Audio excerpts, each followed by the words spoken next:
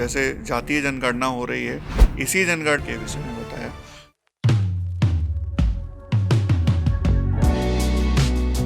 नमस्कार दोस्तों, आप देख रहे हैं संगम टॉकीज। मैं हूं आपके साथ सुमन पाल। आज हम लेकर आए हैं वो आवाजें जो समाज में नई सोच, नई दिशा और नया साहस भर रही है। आज का एपिसोड खास है क्योंकि बात है नारी शक्ति की, समाज में उनकी भूमिका की और एक ऐसे मुद्दे की जिसके बारे में बात करना आज भी जरूरी है और शायद थोड़ा मुश्किल भी। एक ऐतिहासिक अवसर पर एक ऐतिहासिक आयोजन होने जा रहा है जो न केवल एक महान महिला शासिका को समर्पित है बल्कि आज की महिलाओं के स्वास्थ्य और जागरूकता से भी जुड़ा है। इस आयोजन और इसकी सोच के पीछे खड़े हैं एक ऐसे समाज सेवी जिन्होंने समरसता और सेवा को अपने जीवन का उद्देश्य बना लिया है। आज हमारे साथ जुड़ रहे हैं समरसता सेवा संस्थान के संस्थापक श्री सुनील शर्मा जी।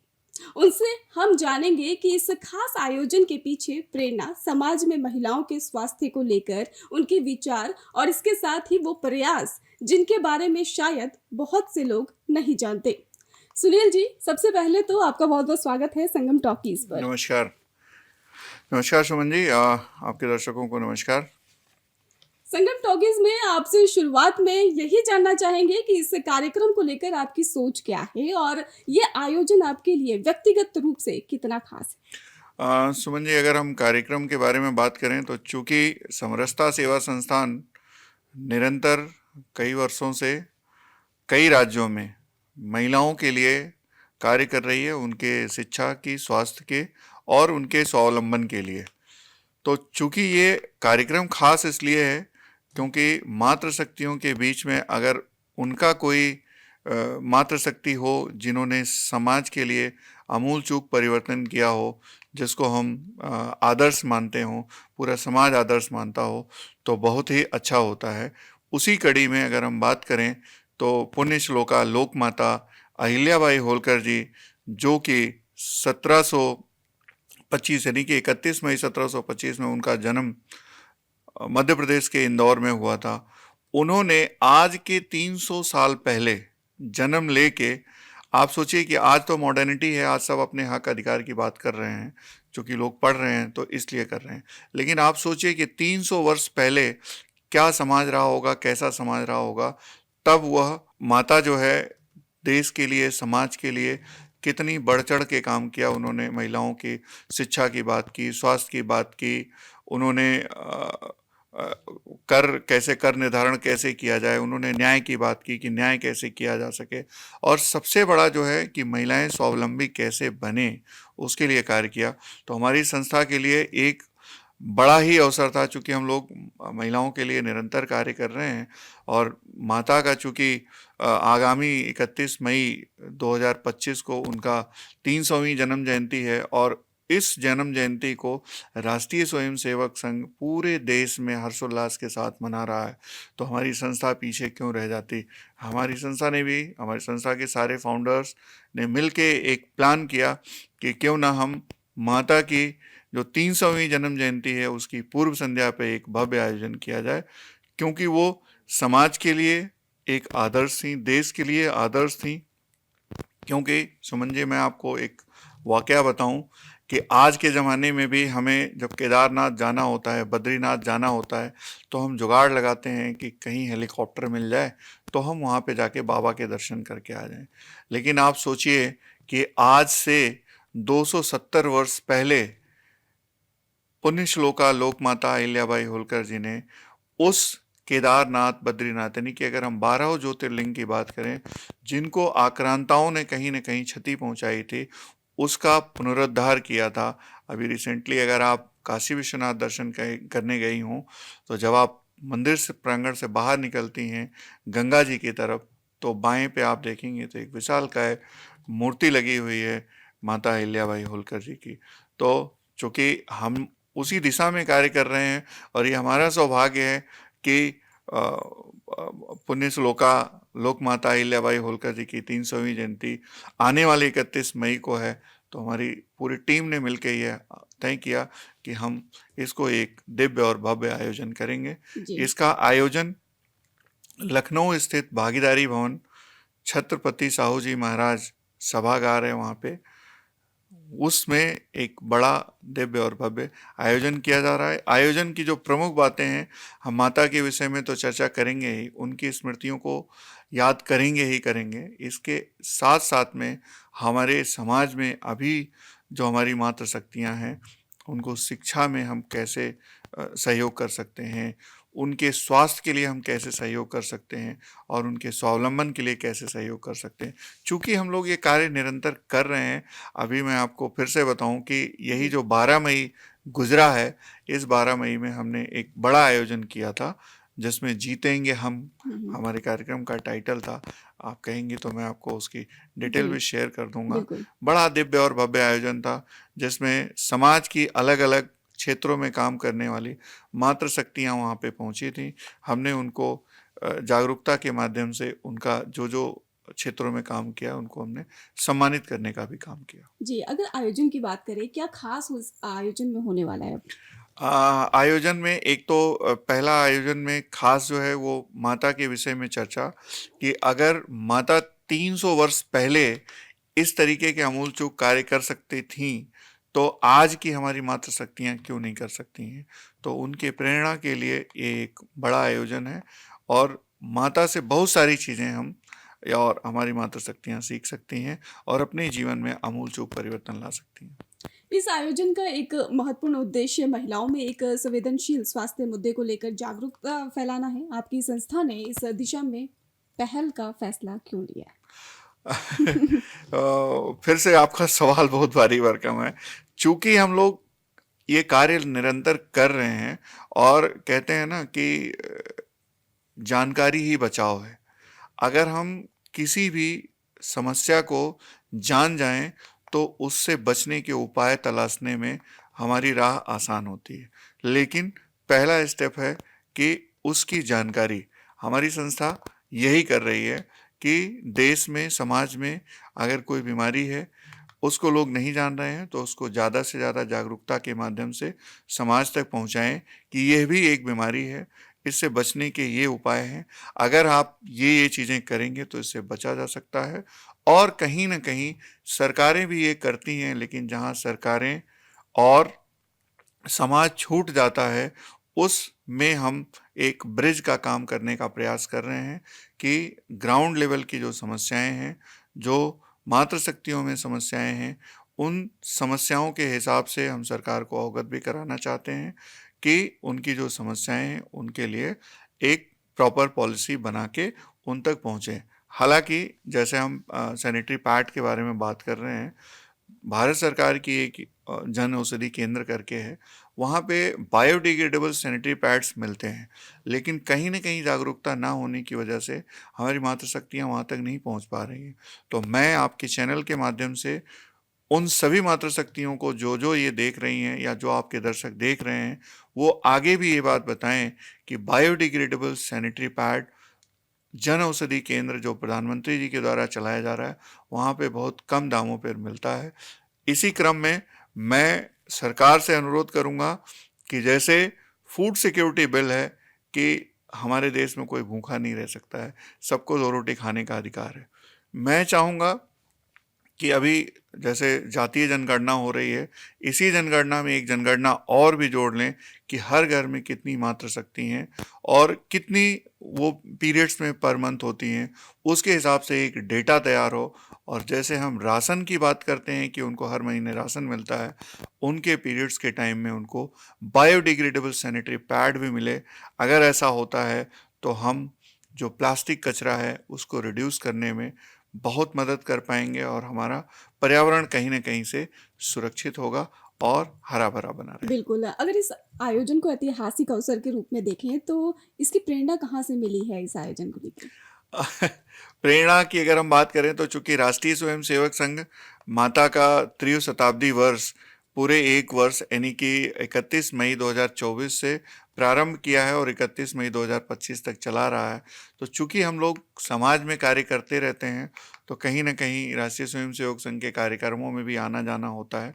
तो वहाँ से देख के ये प्रेरणा आई कि अगर राष्ट्रीय स्वयंसेवक संघ जो देश के लिए सोचता है, अगर इस तरीके के आयोजन कर रहा है, जिससे समाज में मातृशक्तियों को लाभान्वित होने की दिशा में कुछ न कुछ हो रहा है, तो हमारी संस्था क्यों पीछे रहे।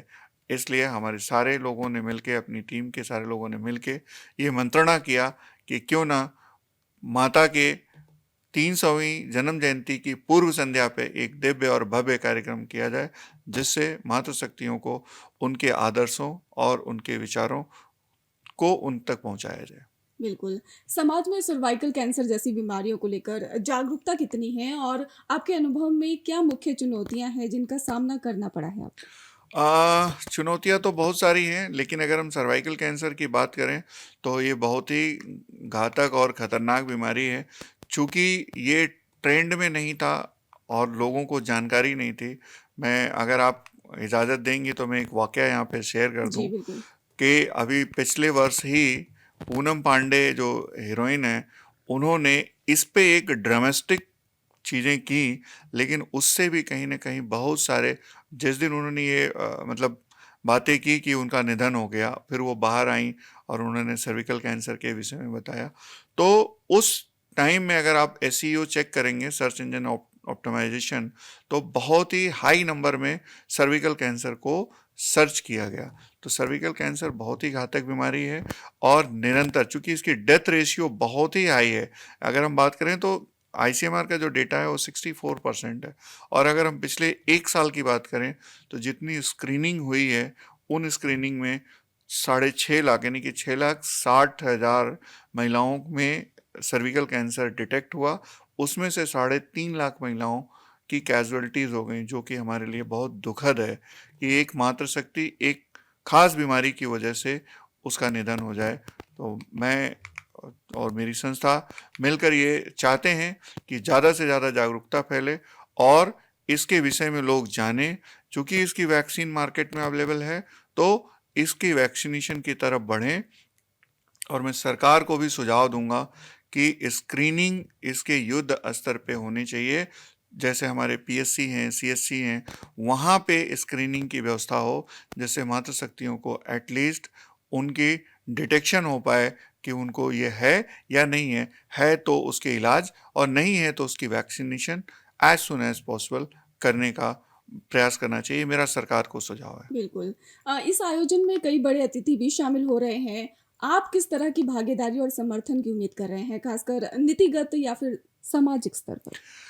अगर हम भागीदारी की बात करें और अतिथि की बात करें तो हमारे लिए तो सबसे बड़ी अतिथि मातृशक्तियाँ हैं। हमारी जितनी मातृशक्तियाँ हमारी इस आयोजन में शामिल होंगी, वो हमारे लिए एक मील का पत्थर होगा, क्योंकि अगर यह जानकारी किसी एक मातृशक्ति के पास पहुंच गई और उसका जीवन बच गया, तो सबसे बड़ी अतिथि वही है। बाकी सामाजिक जीवन है, समाज में बहुत सारे लोग हैं, बहुत सारे पदों पे पदासीन हैं, उनसे भी हम बातचीत करते हैं, क्योंकि कहीं न कहीं उनके माध्यम से भी सूचनाओं का आदान-प्रदान होता है। अगर हम बात करें कि किसी प्रदेश का या किसी देश का मुखिया ऐसे आयोजनों में आता है, तो मुझे लगता है कि एट अ टाइम कई सारे, बल्कि हम बात करें कई करोड़ों लोगों में ये सूचना जाती है और कहीं न कहीं से जागरूकता बढ़ती है, और हमारे इस मिशन में देश को स्वस्थ रखने के लिए कहीं न कहीं से लाभ मिलेगा। बिल्कुल, अगर संस्थान की गतिविधियों के बारे में बात करें तो किस तरीके की गतिविधियाँ रहती हैं? गतिविधियाँ हम लोग निरंतर, अगर अपनी बात करूँ तो मैं तो 24/7 अगर मैं खाता हूँ तो समरसता ही सोचता हूँ। अगर मैं कहीं ट्रैवल करता हूँ तो समरसता ही सोचता हूँ। अगर मैं कोई कार्य करता हूँ तो वो समरसता के विषय में ही करता हूँ। यानी कि हमारी ऑर्गेनाइजेशन, हमारी टीम सब मिल के हमेशा समाज में जो भी, जिस मिशन पे हम लोग ये काम कर रहे हैं, उसको निरंतर कैसे अच्छा किया जा सके, इस निमित्त कोई न कोई आयोजन, कोई न कोई कार्यक्रम, जैसे मैं, अगर आप ये पूछ रही हैं तो मैं आपको अक्टूबर 2024 की बात कर रहा हूँ। तो उसमें हमने एक कथा का आयोजन कराया था, जो पुण्य श्लोका लोक माता अहिल्याबाई होलकर जी पे ही आधारित था। चूँकि जन्म जयंती वर्ष ही चल रहा है, तो उसके उपलक्ष्य में हमने एक राम कथा का भी आयोजन कराया था, जिसको कई लाखों लोगों ने देखा। और कहीं न कहीं से हमारा जो टैगलाइन है, अगर हम आपको टैगलाइन की बात करें तो टैगलाइन हमारा है कि समरसता सेवा संस्थान ने ठाना है, हर मातृशक्ति को बचाना है, और इस घातक बीमारी बोले तो सर्विकल कैंसर को हराना है। जी ये हमारा टैगलाइन है। तो हम कोई भी कार्यक्रम करते हैं, कोई भी आयोजन करते हैं, हमारा मूल ये रहता ही रहता है। जी। संस्था में कहाँ-कहाँ, किन-किन राज्यों से लोग जुड़े हुए हैं? इसके बारे में भी थोड़ा बता दीजिए। आ, जैसा मैंने प्रीवियसली आपको बताया कि हम लोग लगभग 12 राज्यों में काम कर रहे जी। हैं। तो अगर हम बड़ी संख्या की बात करें तो बड़ी संख्या उत्तर प्रदेश हो गई, मध्य प्रदेश हो गया, दिल्ली हो गया, तमिलनाडु हो गया, आंध्र प्रदेश हो गया, गुजरात में भी हमारी इकाई है, हरियाणा में हमारी इकाई है। तो मोटा मोटी अगर देखी जाए तो लगभग लगभग हर राज्यों से सहभागिता है। अभी जैसे मैं इस समय दिल्ली 2-3 दिन से मैं दिल्ली में हूँ। तो हमारी जो दिल्ली की टीम है वो 24/7 इस कार्यक्रम को सफल और प्रेरणादायी बनाने के लिए निरंतर कार्य कर रही है, जिसमें काफ़ी युवा जुड़े हुए हैं, काफ़ी युवतियाँ जुड़ी हुई हैं, जो कि हमेशा वो भी इसी संस्था अपनी संस्था के मिशन और विज़न के लिए 24/7 कार्य कर रहे हैं। बिल्कुल। इस कार्यक्रम के बाद इस अभियान को आप किस तरीके से आगे बढ़ाएँगे? इस अभियान को तो ये कंटिन्यू चल रहा है। मैं इसके प्रीवियस वाले प्रोग्राम के बारे में बताता हूँ जी। कि 12 मई को हमने एक कार्यक्रम किया, जिसमें हमारे मुख्य अतिथि समाज कल्याण मंत्री श्री असीम अरुण जी थे, उत्तर प्रदेश सरकार में मंत्री हैं। और श्रीमती अपर्णा यादव जी हैं, वो उपाध्यक्षा हैं राज्य महिला आयोग की। ऐसे ही श्रीमती डॉक्टर प्रियंका मौर्य जी हैं, सदस्य हैं राज्य महिला आयोग की। इसी तरीके से श्री बैजनाथ रावत जी हैं, वो अध्यक्ष हैं अनुसूचित आयोग के उत्तर प्रदेश के। तो आप सभी की उपस्थिति में हमने एक इनिशिएशन लिया कि हम 11,000 परिवारों में सैनिटरी नैपकिन वितरित करेंगे। उसका एक शुभारंभ किया है। उस शुभारंभ में चूंकि माननीय मंत्री जी और सारे गणमान्य वहाँ पे उपस्थित थे, तो उन्हीं की उपस्थिति में हमने इस इनिशिएटिव को शुरू किया है। चूंकि कार्यक्रम के दौरान करीब 500-700 लोग आए थे, तो जितने लोग आए थे सभी को एक बायोडिग्रेडेबल सैनिटरी पैड उनको वितरित किया गया। और चूंकि हमने 11,000 परिवारों का लक्ष्य रखा है, तो उसकी निरंतर, जैसे अगर हम कल बात करें कल के डेट में, तो कल के डेट में हमारी टीम ने लखनऊ के कुछ आसपास के क्षेत्रों में लगातार उसके वितरित अभियान को कर रही है। अब रही बात इस कार्यक्रम की, तो ये कार्यक्रम भी उसी कार्यक्रम की कहीं ना कहीं कड़ी का एक हिस्सा है। आखिर में मैं चाहूँगी कि आप जनता से क्या अपील करेंगे? मैं जनता से ये अपील करूंगा कि समरसता सेवा संस्थान चूंकि महिलाओं के लिए कार्य कर रहा है, और अगर हम महिला की बात करें तो अभी रिसेंटली भारत पाकिस्तान का जब ये कि युद्ध हुआ, वो युद्ध बहुत लंबा तो नहीं रहा, लेकिन अगर हम बात करें उस युद्ध का जो भी परिणाम रहा, तो हमारे देश की दो मातृशक्ति, दो बेटियां निकल के आईं। पहला है सोफिया कुरैशी जी और दूसरा है व्योमिका सिंह जी।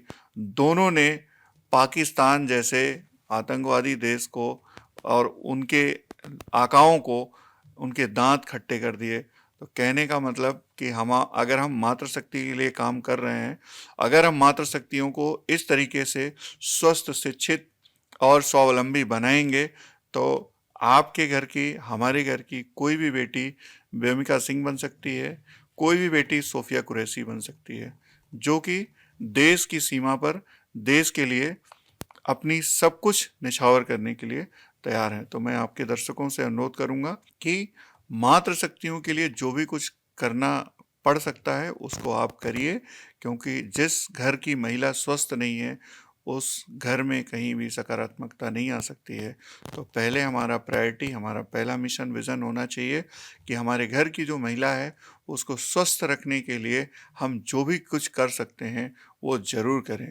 एक और मैं अनुरोध करूँगा कि हम जब हमारे घर की माता या कोई बहन अगर वो पीरियड्स में है, कोई उसको समस्या है, अगर उसके पास पैड्स नहीं है तो उसमें शर्माने की ज़रूरत नहीं है।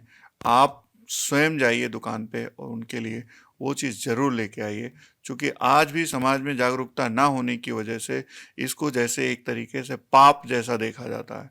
पाप देखने की ज़रूरत नहीं है, समझदारी की ज़रूरत है। चूँकि आपके ऐसे कृत्य से वो मातृशक्ति किसी न किसी बीमारी से ग्रसित हो सकती है। तो अगर उसको आपको बचाना है तो ये आपके अंदर से बैकवर्डनेस, पिछड़ापन अपने दिमाग का हटाना पड़ेगा और बढ़ चढ़कर उनके स्वास्थ्य शिक्षा स्वावलंबन के लिए काम करना पड़ेगा। तो मैं आपके सारे दर्शकों से यही अनुरोध करूंगा। जी, आपका बहुत बहुत धन्यवाद हमारे साथ जुड़ने के लिए और हमारे दर्शकों को इतनी सारी जानकारी देने के लिए। धन्यवाद। धन्यवाद।